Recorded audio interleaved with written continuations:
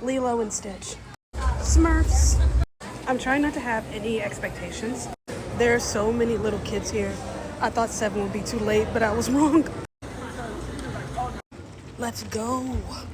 2 hours later. All right. Let's talk about it. So that was Lilo and Stitch, directed by Dean Camp. This is his third feature. First one was a documentary. The second one was an animated film that came out in 2022, was nominated for Best Animated Feature in 2023, and then Lilo and Stitch. As we all should know, this is the live-action remake of the animated film that came out in 2002. If you need a synopsis, go to Wikipedia. I don't know why you don't know by now. I don't know why I didn't realize this before, but this story mimics slightly Frankenstein. But it's a little backwards, because in Frankenstein, he's kind of just searching for the one who made him as the only family he knows. And Stitch is just trying to figure out where he belongs in general and ends up finding a family. But he's still this creature, like the monster in Frankenstein, who doesn't know what he is or what he's capable of, doesn't really have much of an identity until he's given one. But is the movie any good? Two things. Number one, for Disney, the bar is on the floor. No one expects greatness from Disney unless it's like Searchlight, 20th Century Fox, Pixar. But, Walt Disney Pictures, Marvel, Lucasfilms, no one expects greatness from those houses anymore. They expect those movies to be good enough, formulaic, if you will, and entertaining. But they don't expect these movies to be great. That being said, this movie's good, but it's not great. It's not as good as it should be. And this is the other thing. Number two is when you have these live action remakes, the whole point is to bring some realism to that animated story. But the problem is that realism has bounds. Animation doesn't. You can do whatever you want with animation. You can get crazy. You can get wild. You can get exaggerated. The things they're able to do with faces and animation, you can't do that in real life. So sometimes that realism takes away from that magic. This isn't different. It's good.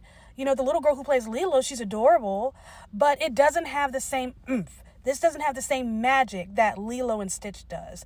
That heartwarmingness of the movie mixed with that the spectacular is just not there. That should have been great. That should have been beyond spectacular. That should have been the comeback kid for Disney. Now, it's going to do numbers at the box office, I'm sure. No doubt about it. And it's going to do numbers for weeks. But in terms of quality, in terms of that magic, the trustworthiness of Disney, that didn't do it. And now we're going to have to wait for Zootopia 2 to do the dang thing. And it's probably going to do the dang thing because Walt Disney Pictures, they know what to do with animation. I don't know why they struggle with real people.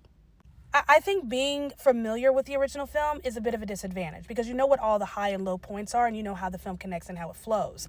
This felt very, very rushed. It felt like it just kind of rushed through some scenes, especially the beginning. The part where they're in space before he, descends into Earth. They rushed through that super quick. And this was longer than the original film, so I don't understand why they didn't take their time. But whatever.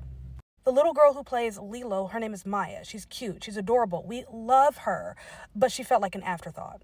It's like when they were in the process of writing the film, they were like, oh, wait, we have to add human people. And then they just stuck them in there somewhere. Stitch pretty much carries the movie.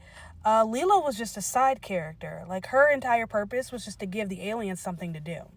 Maya and Sydney, the ladies who play Lilo and Nani, respectively, they do well with what they're given, but what they're given isn't good enough to fill in the empty spaces that this film kind of leaves in pockets.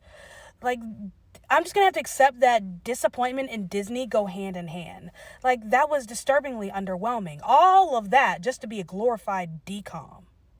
And yeah, this is going to do well at the box office. I expect it to. I mean, with a $100 million budget, flopping would be embarrassing. But how long is Disney going to be able to make money off of mediocre? I'd say a solid 6 out of 10. It's not bad. It's good. It's good enough. But it's not great. For what the original film was, this should have been great. It's underwhelming and unnecessary.